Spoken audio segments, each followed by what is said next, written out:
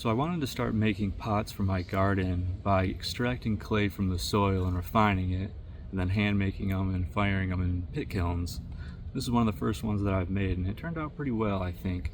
But I wanted to up my process, and I kind of wanted to just make a video here explaining how to do it in case anyone else is curious, and just kind of walk you through my step-by-step process. It got a little bit more extreme than this first trial run, but yeah, I'll kind of explain the whole deal here. So since this landscape right here kind of naturally bowls right to here, this is the lowest spot, I started digging my hole here, and we can kind of see the clay shelf here, the clay layer is so right here, this is all of our topsoil, and there's quite a lot of clay in there, not a ton, maybe 10% or so.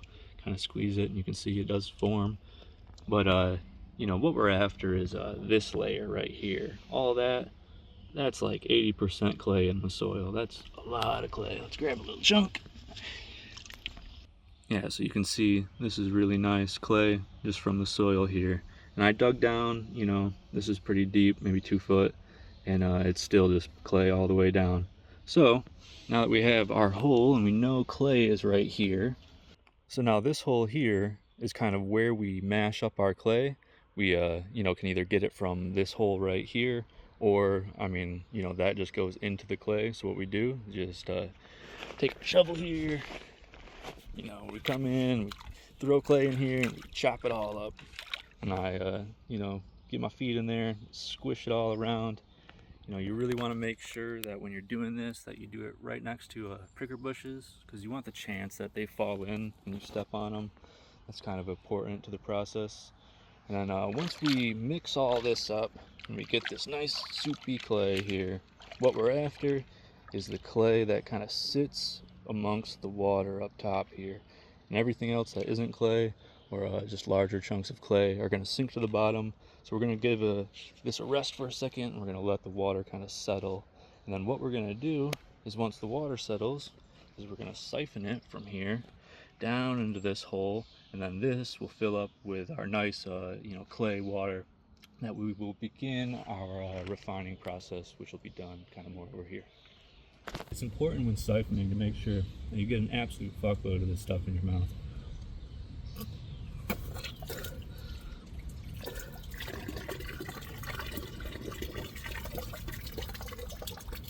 Oh, I raised it a little too high. Oh, it's still flowing. Very nice. Now we'll sit here and we'll just make sure that this end of the hose is sitting at the top, so we're getting the finest of clay particles out of here. Nasty. Siphoning that top layer is complete. We've filled our hole with water here. Got a cup here.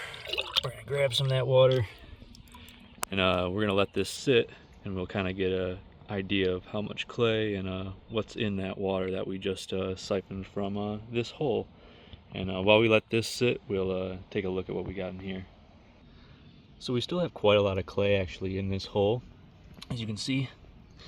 Nice scoopy clay, and it goes pretty deep. I just don't want to stick my arm all the way in it, but it'll take multiple water passes to actually get all of the finer clay to float on top. And so we'll just keep mashing this down, and eventually this will turn into decent workable clay for not as serious projects as making fine pottery, but we could make some cool big pots and everything, or sculpt some faces and do all kind of cool stuff with it. Here's our water from our hole. It's starting to settle a little bit, you can kind of see there, but we're going to run it through this screen now just to make sure we get out some of this gunk here. And then we're going to let it sit in here for a while and kind of settle and do the same thing that it's doing in this. So let's pour all that water in there, and then we just got to wait. So it's been a couple hours now, and we'll take a look at our jar here, and we can see there's kind of 3 layers here of clay that we have. We've got some really fine particles still floating on top here. Some of the heavier ones or more dense ones, have floated down to here. And then, maybe some sand that's made it through, or just other bits of stuff is kind of settling down to the bottom here. So what we're after is these 2 layers right here. And I haven't done this before, but I'm gonna just extract this layer and let it completely settle and see what quality of clay I get from that. But normally what I would do is just get both of these and have them mixed together. But we're gonna try, yeah, sampling some of this, but then you know, we've let our bucket sit here for a while, and I mean, I've normally would let it sit a little bit more, but for the sake of sunlight, we're gonna start siphoning these layers now into buckets that go through a screen. And this is just a t-shirt that I've stretched over a little wooden box that I've made, and this was just a plain white tee, and then I've got a finer one, and we're gonna run that, you know, after we go through this one, then we're gonna run one more pass through that of our really fine stuff here. And yeah, that is the process. Time to siphon. We don't have to use our mouth for this one.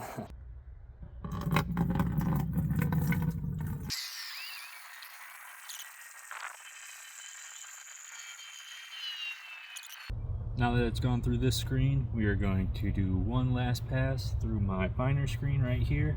And I don't think I need a siphon. We're just gonna probably pour it.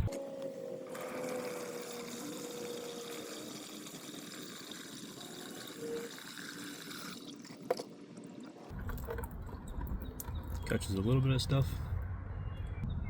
And let's grab a new scoop of that water we just poured through both filters. And now we'll let it sit here and see what we get from that. But we're also gonna now just run this second layer here through the white filter, the white t-shirt filter, the less fine one, because this is still really nice clay. But I think we're gonna get really fine clay out of this. I just have to let it sit for longer for it to settle, so it just takes longer for it to be usable, I believe. I don't know, I'm not a scientist.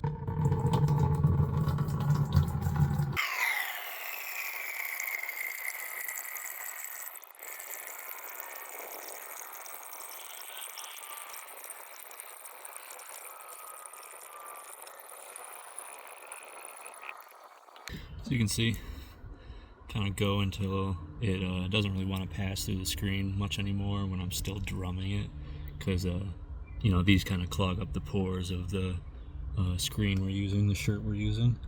But you can see, yeah, take out quite a lot of this stuff. Okay, so we filtered that second layer now. We filled up 1 bucket's worth. We have our finest clay down here. That was our top layer that we filtered off. And now we're gonna just wait probably overnight and let everything kind of settle down. And we'll come back tomorrow and check how everything is. It's a new day, everything is settled a bit more, so we'll take a look. This is just poured straight from you know, the clay hole here. Here's our layer of real fine clay. You can kind of see it's kind of clear. And then you know, yeah, that's good clay right there, and then everything that's heavy set to the bottom. And then this was our water that was just from the top layer. You can see, get in focus there, get in the sun here, and you can see it's kind of hard to tell, but there is clay settling at the bottom here, but it's still pretty milky water. And yeah, it sat overnight. We're just gonna let it keep sitting here, and we'll see you know, how much clay is in that water that we take off the top layer. But now we're just gonna fill up, you know, that with the top water there, and then this was our bucket from, you know, the actual kind of clay layer there. And milky, you can't see, it's not translucent like the bins there, but we're gonna let that sit until all the water is clear, or mostly clear, and then we'll pour it all off. And then that's usable clay that we're gonna then need to kind of dry out to get to a workable state, which I do have some kind of going right now. It's still a little wet, but I basically just take a bed sheet. It's a, you know, really fine stitch together, so nothing really passes through other than a little bit of water.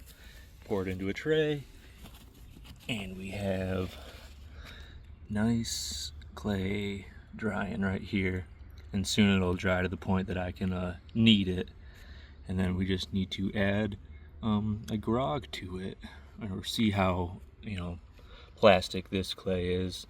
This is I'm hoping that this is going to be a lot more plastic than my first batches of clay that I made, which I do have some sitting around somewhere. I'll show you.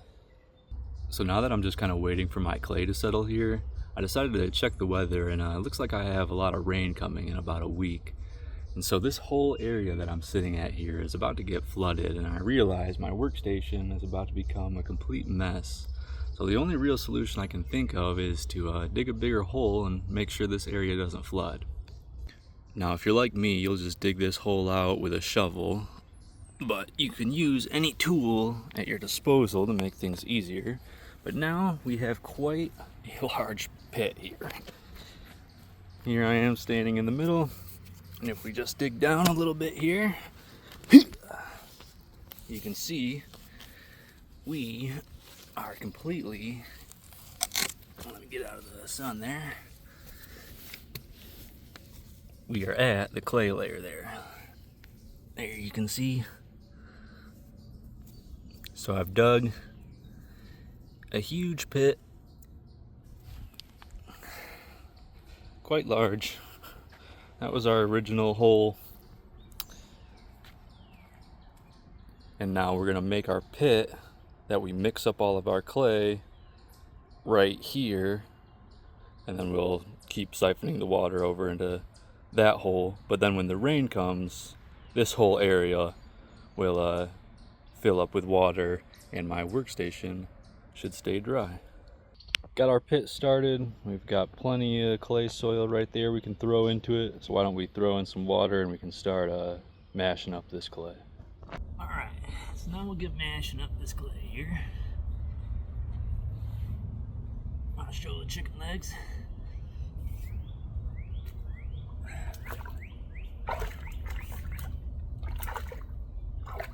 Make sure you step on all the sharp rocks.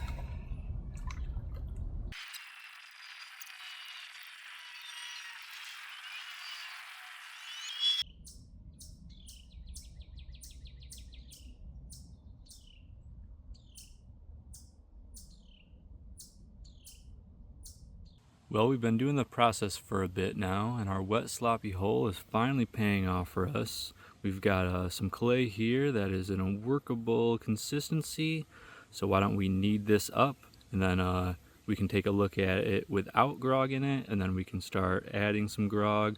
I want to do sand, because that's what I did for my first time, but I also really want to try to do the grog from actual fired pottery, because that's what you know, really you should use. It's a little bit better than sand, I believe. So let's knead this up. Kind of let it sit for a while, so we got kind of some dry bits, but it'll knead into itself.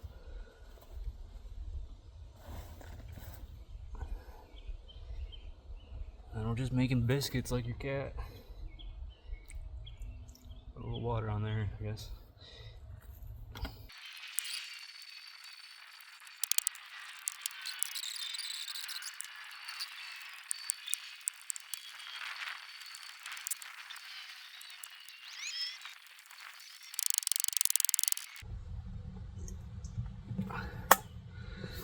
Okay, so we have finished kneading up our clay here. It isn't perfect or anything, but it's enough to either store it or, you know, we would add our grog and start kneading even more.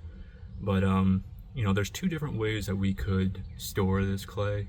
I'm going to put it in shopping bags and just cover it up and let it age for a while, because I've heard that letting it age is good for the plasticity of the clay. You know, you can even let it get a little bit of mold on it, I guess.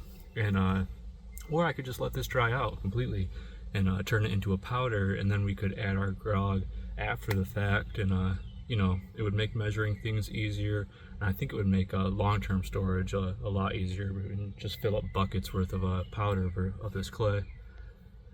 But we want to actually make some things, so we're going to keep this clay wet and start letting it age.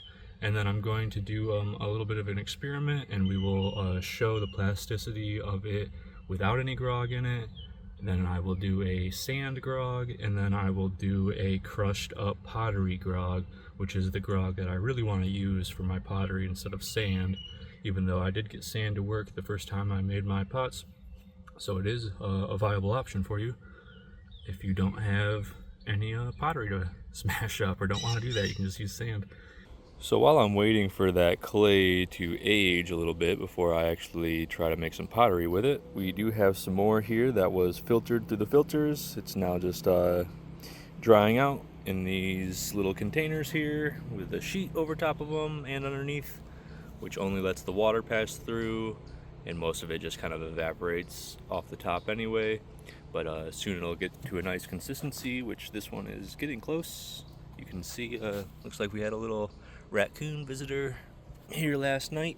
So now that I do have quite a decent amount of refined clay that's been through the filters and is ready for a grog to be added and then turned into pots and fired and everything, we don't really need to do the filtering process as much anymore, because this is gonna get me quite a lot of pots. And now I just want to kind of get raw clay out of the ground and store it so I don't have to always dig every time I do it. So we have a little bit bigger of a operation going on now, but it's the same concept. We mix all of our clay in that hole there, and then we're going to let it settle, and I filter that top layer of water, the clean water. We'll put it in there in that hole for a while just to hold it for a second. And then we scoop out the nice clay that's kind of been settling in there. And I come and I can put it in these bins. It's a good visual indicator for when the clay kind of settles enough, and then pour out the top water back into our hole over there. Or we can just pour it right into, I got a little bit of a basin here that we can just throw some clay in here. And this clay, isn't going to go through the filters or anything, but this is eventually going to get poured into molds to make really big bricks that I'm gonna then store dry somewhere, and then when we ever want to make more pottery, we can do our filtering process with this clay that we smash up, and then we don't have to like dig and do this whole process. And then we can start kind of working on cleaning up this mess that we've made for ourselves here. So yep, that's kind of where we are. So I'll just keep filling this up here, and then once we've got just plenty of clay that I think I have enough for a lifetime, then we can call it a day, I guess. Seems like we've got a little bit of poison ivy here, which is surprising. I just have no idea where I would have gotten it from. So why don't we take a little bit of that clay,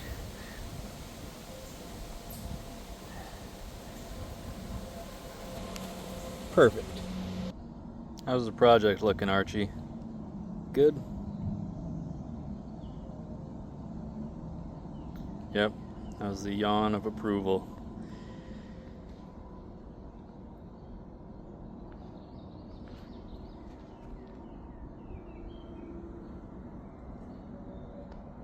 Well, it's starting to rain, but we did get quite a lot of the waterfall there. It's going. It's kind of hard to see in the camera right now, but it's kind of in its early stages. But then we dug out a lot more clay there, and then I made a seal around the edge. And now we'll start to see if this thing's gonna hold water, which is an important part of any pottery project, I guess. Well, it looks like it rained just enough to fill up our center hole here. So now we don't have to carry buckets to mix all that clay up, and we'll just keep adding that clay to over there. Archie's checking everything out. Take a look at how the waterfall is coming along.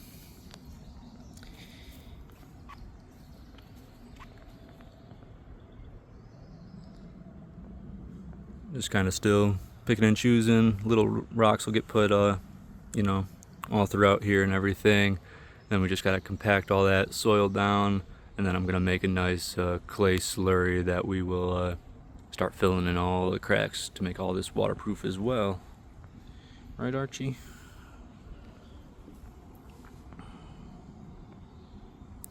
Alright, we're back to pottery here, and I am making a grog out of just an old broken pot that I had. And without a proper mortar and pestle, this process is kind of shitty, but I've been powering through. I've been just pretty much grinding and tapping, and we're just turning this into as fine of a powder as I possibly can. And this has been taking a while, which makes me really want to just probably stick with the sand grog for now. I mean, it worked last time I tried to do it. This process is time consuming. It's been taking me a good while to even get it down to this, and this is only about enough grog for, you know, a couple small pots here, but that's fine. We're getting it. And then we're gonna mix this into the clay that we've had sit. It's been sitting for about a week, a little less. All right, so we are finally on to making some actual pottery now. I've got my two different grogs here. We've got the crushed up pottery, which I tried to get it as fine as I could. I would have liked to get it a little bit finer, but it was a lot of work to smash that up with a rock. But then we have some sand here, which honestly is a little more coarse than our pottery grog, so that's a good sign. I at least wanted that. And then some tools for actually making the pottery here. I find a spoon works really well. We've got something that we can punch holes in it to drain out the water. And then just some like cards, old cards and stuff are good for scraping. And then we're actually gonna build our pottery on these. They're nice to move around, manipulate the pot a little bit better. We're gonna just work on a board here. Wood stuff like this kind of sucks in the moisture of the clay. So you just gotta kind of watch that a little bit. I think it's nice because it actually gets our, you know, clay to a good, what's the word? Texture. That's not the right word, but whatever, we'll go with it. Texture, consistency, or whatever the hell. And then, yeah, I got a little bit of dirty water here just to make sure everything stays kind of wet. We are kind of in the sun. It's better probably to do this more in the shade or in a cooler environment, but we are working with what we have here. So I'm going to make 3 different pots. We are going to make one with this grog, we're gonna make one with sand grog, and then we're gonna make one without grog, just to see. Sometimes you can get away with just the natural, you know, sands that are in this clay. It's not like it was refined, you know, perfectly. So there is some bits of sand and other material in there, and we just want to see, you know, if it can withstand fire. It might crack. They might shrink too much without any grog in it, but we're gonna see. And so, yep, we'll make 3 little bowls. Nothing too special. I'm just, I don't have a wheel or anything, so we're just gonna pinch pot these. So why don't we mix up our clay here with our grog? Professional. The ratio for grog is about 20-25% grog versus clay, but I mean, you know, that's something you can definitely play around with. There's no right answer there, but we'll just kind of eyeball that.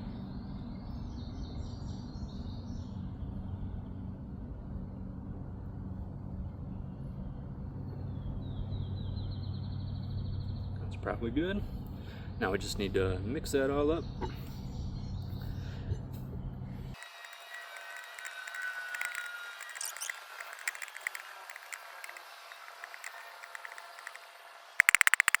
We roll a little log here, trying to check our plasticity, give it a bend. See, it kind of cracked there, which is not really what I wanted to see, but that just means kind of need to dial in our moisture a little bit better, and we need to dial in our grog amount, and also just sometimes clays like that. But this is definitely workable clay. We'll definitely be able to make some pots with it. Maybe nothing that's gonna, you know, end up in a museum or anything, but we can definitely make some pots for the garden, which is our main goal here. So why don't we make them? So why don't we add a little bit more water to this, since we kind of let it sit here in the sun while we're talking.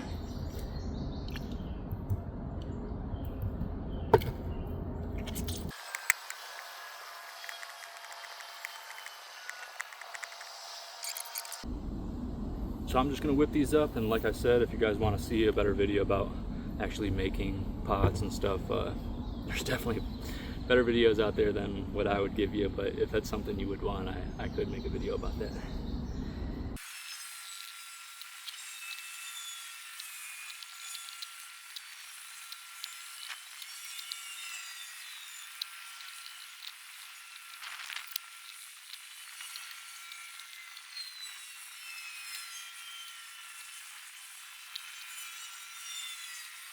All right, so here's our first little pot here.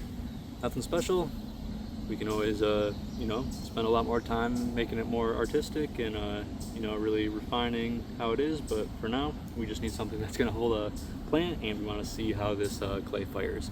So, first pot done. We will put holes for drainage in a little bit once this starts to get kind of more leather hard, and then we'll kind of trim up the edges and, you know, do that kind of thing. And there's also more steps to be done, but we will get there in due time.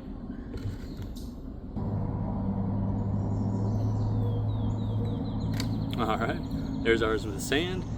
Made it a little bit more like a bowl. Eventually I'm gonna try to make a teapot. I think that'd be really nice. One of those, like, I don't know, yixing or something. It's a Chinese word, I think, but those purple clay pots. I've always really wanted one, but we can just make one, even though it's not going to be the same clay. They have like some really nice purple clay, but that's besides the point. Now we are going to finish up and make our last one without any grog in it, and we'll just whip this one up. This might be dry enough to move. Yeah, spider hanging out in there.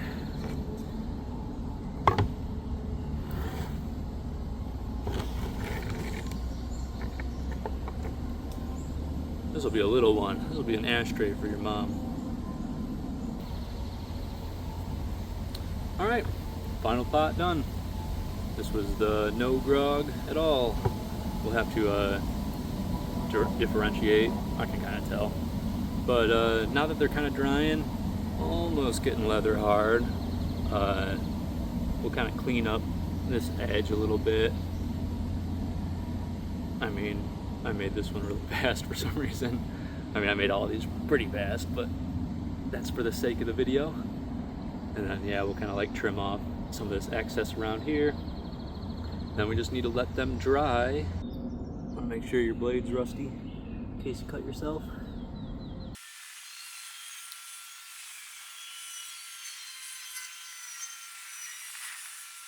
All right, this one's looking pretty good. And this one I'm gonna let dry, and then we'll actually polish the sides of just this one, because it's kind of a process and it's not really needed, but I think it looks cool.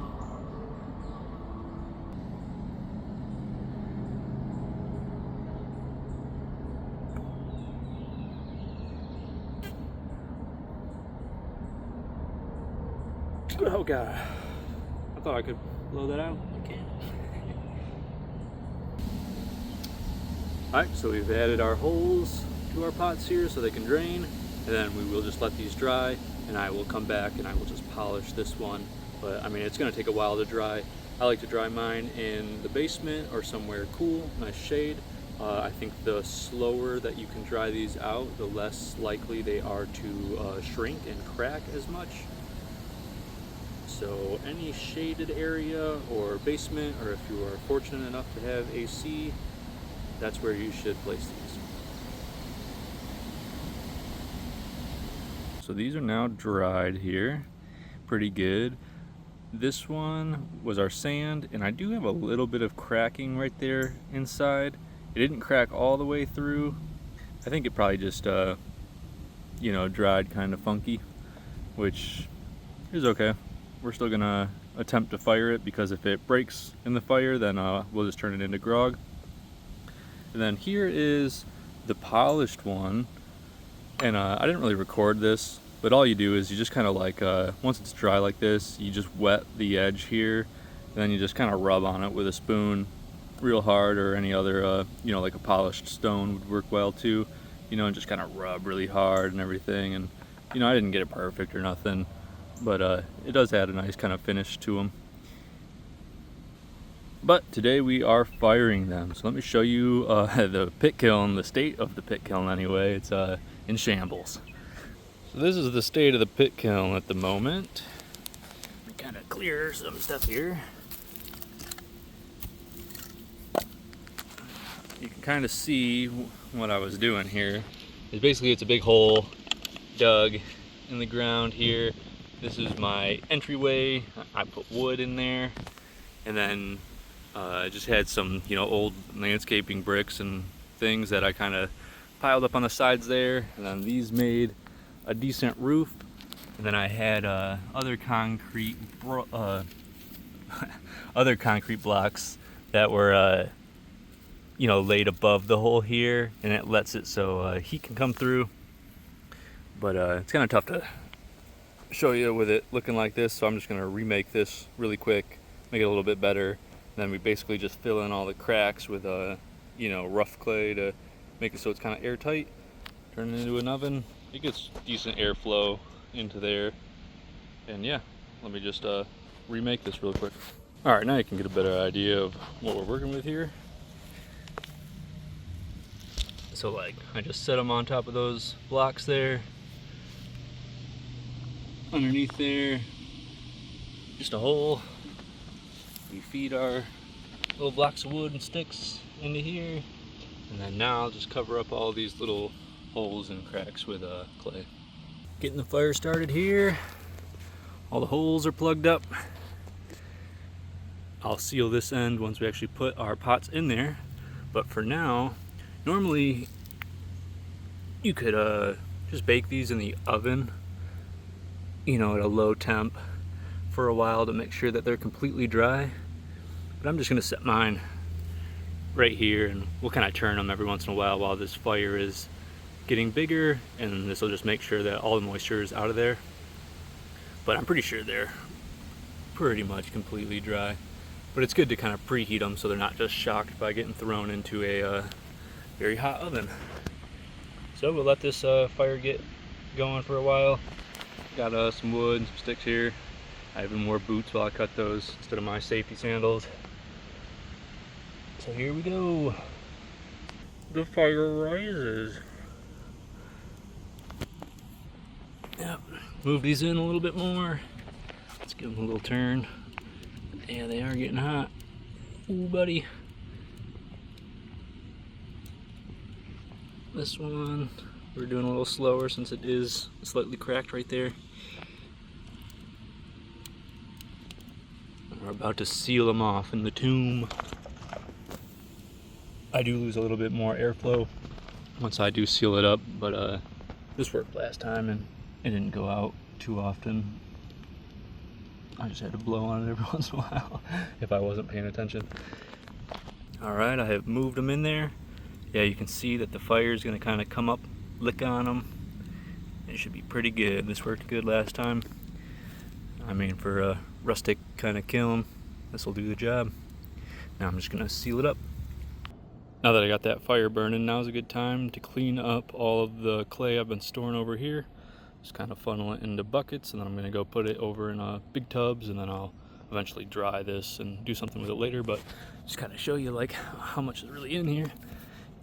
There's quite a lot of good clay that, it's not perfectly refined through filters or anything, but it has, got a lot of the sand out and a lot of the rocks out here. And then it'll be ready to process whenever I run out of the stuff I have. All right, a little update here. It's getting kind of dark, so I won't be able to film too much more, but these have been firing for about 6-7 hours or so. Ideally, I would want to let the fire burn out and have these cool overnight before I even took them out of the kiln, just so the thermal shock doesn't break them or anything. But it's gonna rain around midnight, and so I'm a little worried that that would actually be too much of a thermal shock.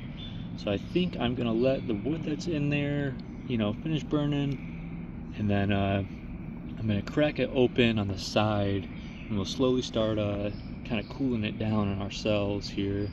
Then we'll smother the fire, and I'll try to pull them out right before it really starts downpouring.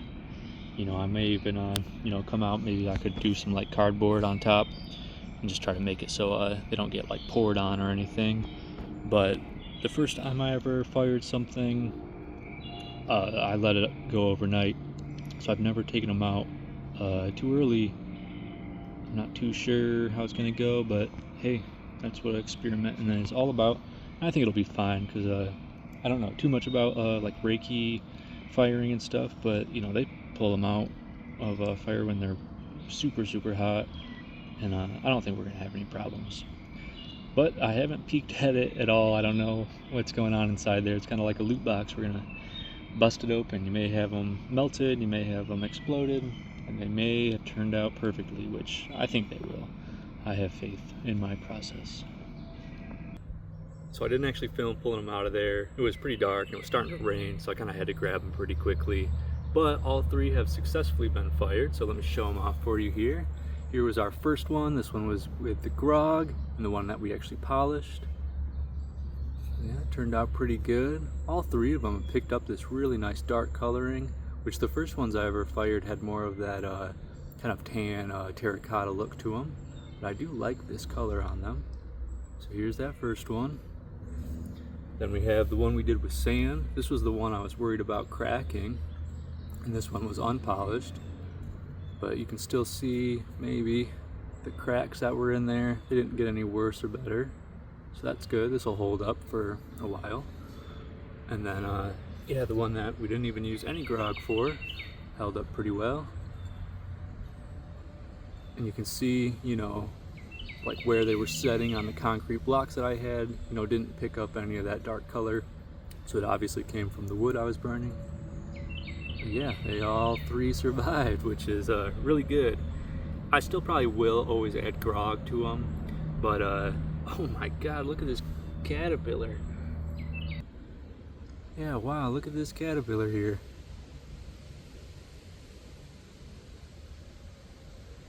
He's huge. My finger, he's the size of my finger almost. Neat. I'm not sure what kind this is, I'll have to look it up. Could turn into a really cool moth or something. He was crawling on my foot, he scared me. Alright, so I kind of lost my train of thought there with the caterpillar, but I think I was saying that I still will always just use grog anyway, just to be safe. But I could get away without doing it as long as I, you know, let them dry really coolly in the basement or in the shade. Because yeah, I mean, I see no cracks on this one at all. Turned out fine. But let's head over to the garden. I'm actually going to put some plants in these, and then maybe we'll take a couple beauty shots, even though I mean they're not anything too great to look at. These are more for utility, and we'll bring our caterpillar friend with us.